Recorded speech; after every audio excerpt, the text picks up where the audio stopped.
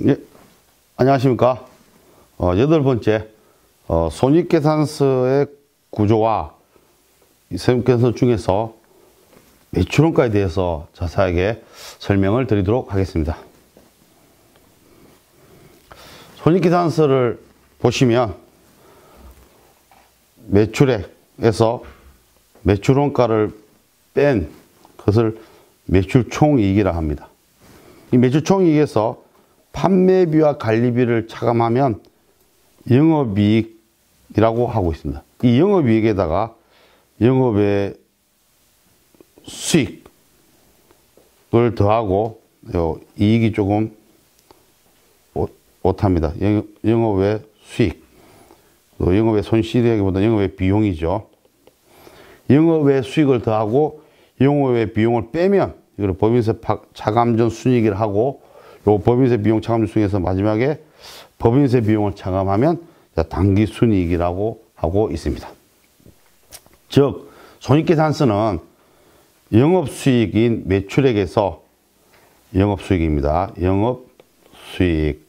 그래서 영업비용을 아까 앞에 설명드린 것처럼 영업비용인 매출원가와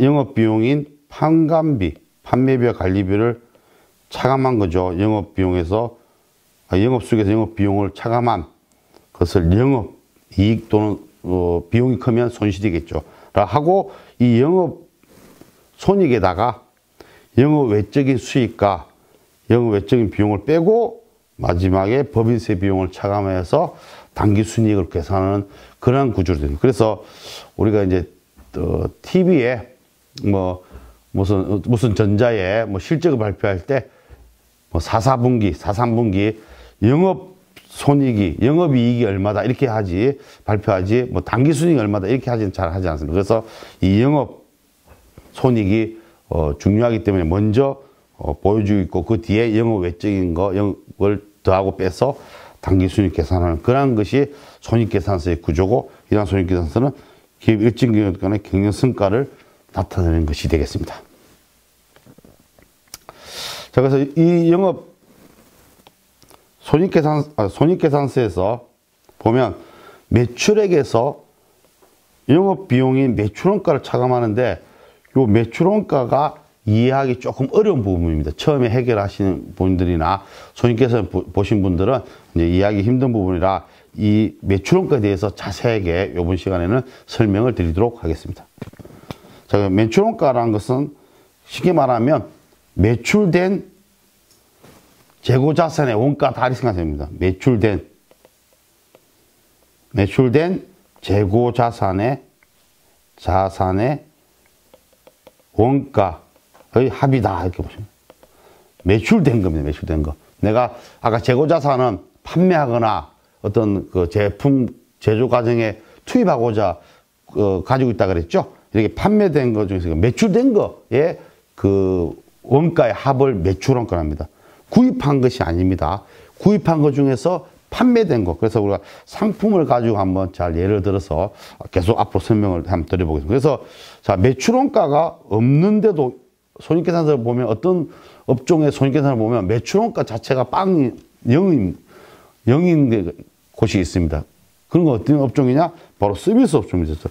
서비스 업종, 우리 회계법인 같은 경우에도 매출원가가 없습니다. 왜 회계법인 같은 경우에도 서비스 업종이다 보니까 상품이나 원재료가, 즉 제품을 취급하지 않기 때문에 매출원가 자체가 없고 그냥 매출액에서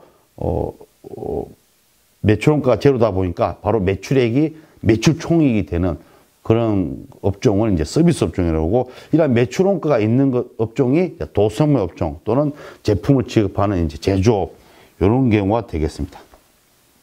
자, 그래서 매출원가는 외부로 판매된 상품을 갖고 설명하면 상품의 원가다. 그러니까 제가 구입한 상품은 이제 팔려고 가지고 있다 그랬죠. 그 구입한 전체 상품 중에서 외부로 이제 판매된 원가의 합이 매출원가다. 구입한 원가가 아닙니다. 판매된 겁니다. 판매된 원가가 매출원가다. 그래서 강세 협동조합이나 문화예술인 서비스 업종은 매출원가가 없습니다. 자, 그래서 이제 매출원가를 이제 손익계산서를 자세히 보면 매출원가를 어떻게 구하고 있냐? 기초 재고자산, 즉 기초 상품에서 기초 상품에서 단기에 매입한 상품이죠. 이 두 개를 더합니다. 더해서 이제 기말에 남아있는 거죠. 판매되지 않은 겁니다. 판매되지 않은 상품 금액을 차감합니다. 그러니까 기초가 없다고 하면 총 내 구입한 거에서 지금 판매되지 않은 거를 빼면 결국 뭡니까? 내가 전체 구입한 거에서 판매되지 않은 걸 빼면 바로 이게 뺀 것이 뭡니까? 이게 바로 판매된 금액이 되겠죠. 그래서 얘가 매출원가가 된다 이겁니다. 그래서 손익계산서는 이렇게 판매된 매출원가를 직접 계산하지 않고 전체 구입한 거에서 반대로 판매되지 않은 걸 계산해서 이 전체 구입한 거에서 판매되지 않은 걸 빼가지고 그가 나머지가 다 판매된 매출원가다. 이렇게 계산한다는 거가 기업회계입니다. 기업회계 계산. 그래서 기말 재고자산한 거는 판매되지 않고 창고에 남아있는 것이다. 이렇게 기말 재고자산은 판매되지 않은 겁니다. 그래서 왜 이렇게 하느냐. 판매된 매출원가를 직접 계산하지 않고 왜 전체 구입한 거에서 판매되지 않은 걸 빼느냐. 자, 이런 겁니다.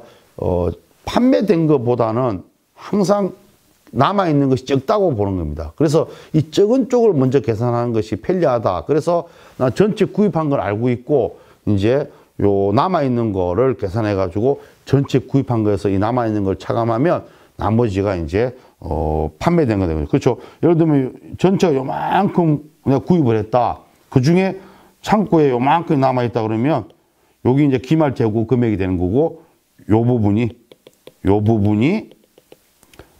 매출 원가다. 그죠. 이걸 직접 이 판매된 이쪽 직접 계산하지 않고 전체 구입한 거에서 요 남아있는 걸 빼서 판매된 걸 계산하는 방식이 기업회계의 손익계산서의 구조다. 그래서 그 매출원가 계산식이 기초재고에서 단기 매입한 자산을 매입한 금액을 다 더해서 기말에 남아있는 금액을 빼면 매출원가다. 이렇게 계산하고 있습니다.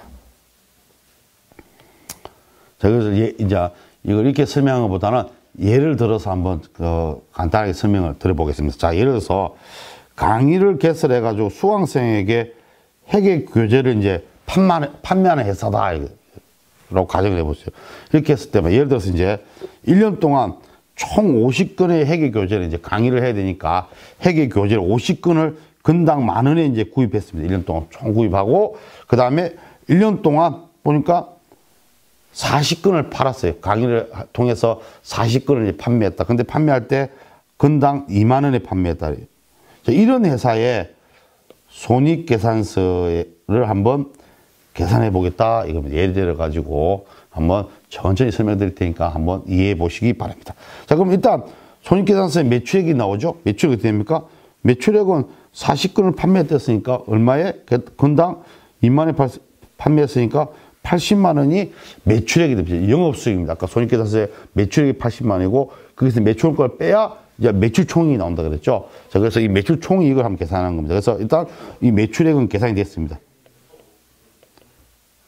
매출액은 80만 원입니다. 자, 그럼 이제 여기에서 매출원가를 차감해야 합니다. 차감해야 매출총이익이 이제 계산이 됩니다. 자, 근데 이 매출원가는 결국 아까 뭐라고 했습니까? 이 교재 중에서 판매된 겁니다. 외부로 판매된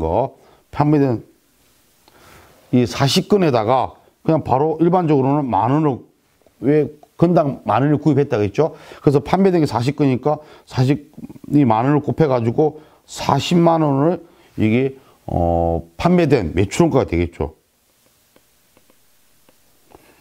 이렇게 직접 판매된 40건에다가 원가 10,000원을 곱해서 40만 원을 계산할 수도 있겠지만 아까 우리 기업회계 손익계산은 그렇게 하는 것이 아니라 자, 남아있는 걸 계산하면 남아있는 거. 좀 예를 들어서 내가 1년 동안 50건을 구입을 해서 40건을 팔았으면 내 창고에 1년이 지났을 때 연말에 창고에 몇 건이 남아있습니까? 판매되지 않은 거는 10건이겠죠.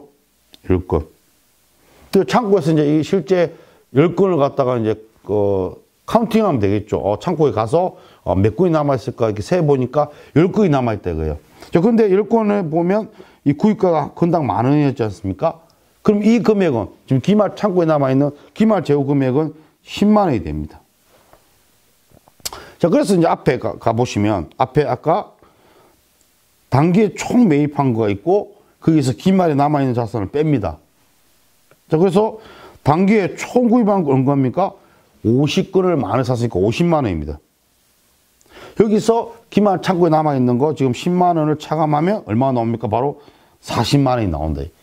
이렇게 계산해서 이게 매출원가가 된다.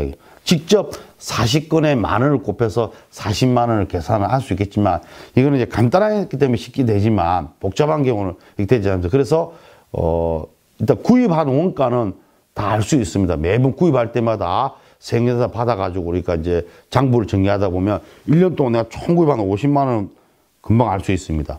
근데 이 50만 원을 결국은 판매된 것과 판매되지 않은 거는 구분해야 돼서 판매된 금액이 얼마인지가 이제 매출원가가 되겠죠. 그걸 계산해야 되는데 그 판매된 40만 원을 직접 계산하지 않고 이제 구입한 50만 원 알고 있기 때문에 내 창고에 가서 남아있는 거를 이제 먼저 계산합니다. 그 남은 거 보니까 10건이 남아있고 10만 원이네. 자, 그래서 총 구입한 50만 원에서 요 10만 원을 빼가지고 그러면 총 구입한 게 50만 원인데 남은 게 10만 원이면 나머지 40만 원 어떻게 된 겁니까? 외부로 판매된 거죠. 그래서 이 외부로 판매된 40만 원이 매출원가가 된다. 그래서 이제 우리가 총 매출액 80만 원에서 매출원가 40만 원을 빼면 매출 총이익 40만 원이 된다 이거죠. 자, 이렇게 손익계산서가 계산하고 있다 이겁니다. 자, 그래서 이렇게 이제 계산하면 단점이 있습니다. 왜?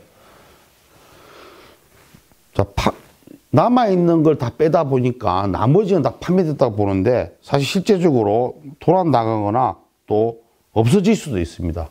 40건 중에 다 판매되지 않고 예를 들어서 막 실무에서는 다 판매됐다고 가정을 하지만 뭐 이게 도난되거나 잃어버릴 수도 있다. 이러한 단점이 있지만 이러한 금액은 크지 않기 때문에 항상 기업회계는 총 구입원가에서 남아있는 걸 빼가지고 판매된 매출원가를 계산하고 있다라고 생각하시면 되겠습니다. 자, 그런데 자, 지금처럼 기말에 이제 10건이 남아있다 그랬죠. 10건이 남아있고 여기에 구입원가 만 원을 이렇게 곱했습니다. 그래서 이게 10만 원이 됐었죠.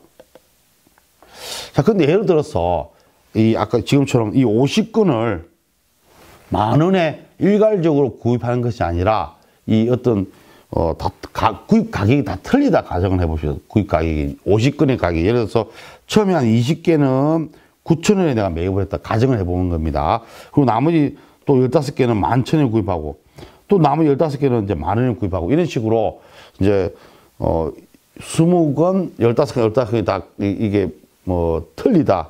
자, 이랬을 때, 이렇게 구입했을 때, 이제 내가 이제 기말 남아있는 금액을 정해야 되지 않습니까? 창고에 가보니까 10건이 남아있는 거는 맞아요. 근데 10건에다가, 아까 이 앞에 얘는 구입가가 다 만 원이니까 그 10건에서 만 원 곱해서 10만 원, 이렇게 계산했는데, 지금처럼, 처음에 20건은 9,000원, 그 다음 15건은 11,000원, 그 다음 6건은 만 원이라, 이렇게 되면은 어떤 금액을 곱해줄 거냐, 이거죠. 그래서 이제 가정이 필요한데 그 가정을 선의선출법이라고 합니다. 즉 뭐예요? 먼저 구입한 것이 먼저 판매되고 창고에 남아있는 거는 마지막에 구입한 것들이 다 창고에 남아있고 이것들이 기말 재고 금액을 구성한다 보고 마지막에 구입한 원가를 수량에다 곱해서 기말 재고 금액 남아있는 것을 계산하자. 이것이 선의선출법입니다. 여러 가지 뭐 후의선출법도 있고 뭐 평균법도 있고 한데 우리 재고자산은 대부분 선의선출법으로 계산하고 있습니다. 그래서 이제 순서대로 본다면 이제 처음에 20개는 9,000원, 15개는 11,000원, 마지막에 15개는 만 원이기 때문에 자, 10건이 남아있는데 이 10건은 이 15개, 마지막에 구입한 15개 중에 5개는 판매되고 마지막 10개는 남아있다 해서 이 10개에다가 요 만 원을 곱한다. 만약에 마지막에 15개가 남아있는데 이거 구입하가 만 원이 아니라 12,000원이다. 그래서 12,000원 구입했다. 그러면 나머지 5개는 판매되고 10개 남아있는 거죠. 그 10개에다가 12,000원 곱해서 12만 원이 기말 재고인데 그러면 50에 이제 전체 구입한 거에서 요 12만 원을 빼서 요렇게 이제 계산하는 것이 선의선출법에 의한 기말 제휴 금액을 계산하는 방식이 되겠습니다. 이렇게 해서 우리가 손익계산서에서 구조와 그 다음에 매출원가에 대해서 예를 들어서 설명을 드렸습니다. 그래서 이 매출원가를 조금 이해하기 힘듭니다. 그래서 매출원가는 결국 판매된 재고자산의 원가의 합입니다. 판매된 겁니다. 판매된 말고. 그래서 근데 그걸 우리가 원래 계산한다면 일반적으로 그냥 판매된 것들이 몇 건인지 거기다 원가를 곱해가지고 계산하면 좋겠지만은 우리 일반적으로 계산은 여러 가지 매일매일도 그렇고 수많은 그 상품을 사고 팔고 하기 때문에 그 판매된 걸 직접 계산하기가 어렵습니다. 그래서 다 판매되고 나면 이제 남은 거 있죠. 창고에 1년이 지났을 때 창고에 남아있는 것이 많이 없는 거죠. 그러니까 판매된 것이 많고 남아있는 것이 항상 적습니다. 그래서 요 남아있는 걸 먼저 계산해가지고 계산하면 자, 전체 구입한 걸 알고 있겠죠. 1년 동안 총 구입한 금액을 알고 있다 이거죠. 왜냐하면 여러 가지 거래를 통해서 기록을 하면 알 수 있고, 자, 그러다가 이제 창고에 가서 이제 남아있는 걸 이제 계산하면, 이 계산해가지고 전체 구입한 것이 남아있는 걸 빼면 나머지는 다 판매된 매출원가다. 이렇게 계산하는 것이 아까 다시 한번 보시면 우리가 손익계산서에 매입한 금액에서 매출원가를 기말재고를 빼서 매출원가를 계산하는 것이 이제 기업회계 손익계산서의 매출원가 계산 방식이다. 이렇게 해서 이번 시간에는 우리 손익계산서 구조와 매출원가에 대해서 설명을 드렸습니다. 감사합니다.